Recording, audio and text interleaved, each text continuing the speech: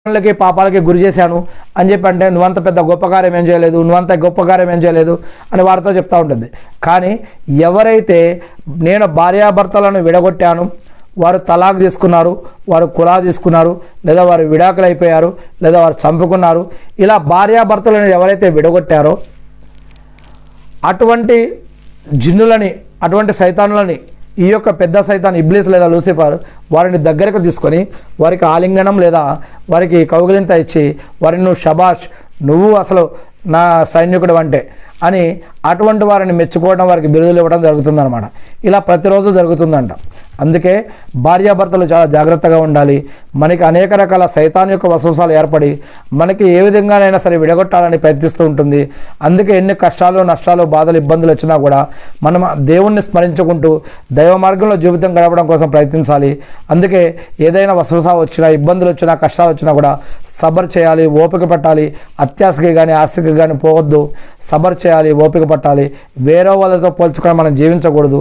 మనకి దేవుడిచ్చిన దాంట్లో ఉండడం కోసం ప్రయత్నించాలి. అల్లాహు అక్బర్. ఇక భూమి ఆకాశాల సృష్టి కంటే ముందే, భూమి ఆకాశాల సృష్టి కంటే ముందే 50,000 సంవత్సరాల కంటే ముందే దేవుడు మన యొక్క తక్దీర్ లేదా విధివ్రాతను, మన యొక్క తలరాశిని దేవుడు రాసి పెట్టేశాడంట.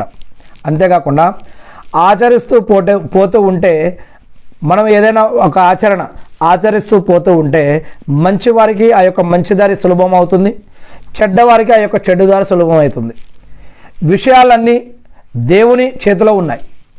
దాసుడు తన ఉద్దేశపూర్వకంగానే ఆచరిస్తాడు.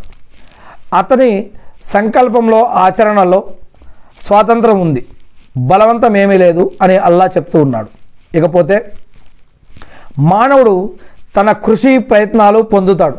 అది ఇహలోకంలో అయినా, సమాధి జీవితంలో, ప్రళయం రోజు, పరలోకంలో అయినా సరే వారి యొక్క కృషి ఫలితాలు ఖచ్చితంగా పొందుతాడు. అదేవిధంగా దువా, ప్రార్థన కూడా 3 రకాలుగా దేవుడి వద్ద స్వీకరించబడుతుందని చెప్పడం జరిగింది. అదేమిటి?